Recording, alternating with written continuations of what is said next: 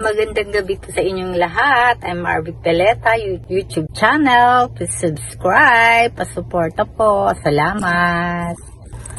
Ang ating topic ngayong gabi ay tungkol po sa mga namamatay na wala pa sa oras. Alam nyo po, mahirap ang mamatayan ng biglaan po.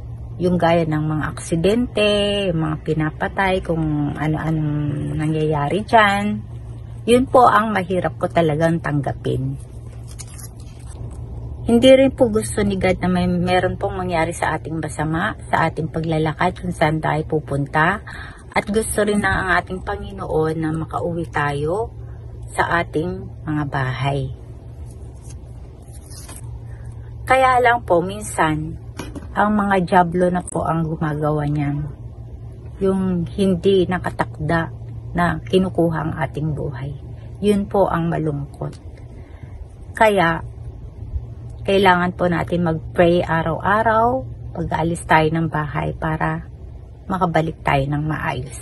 Kaya po, para sa ating mga pamilya, para hindi sila malungkot, pag tayo ay nawala, kailangan natin mag-ingat po at ingatan po rin natin ang ating mga mahal sa buhay.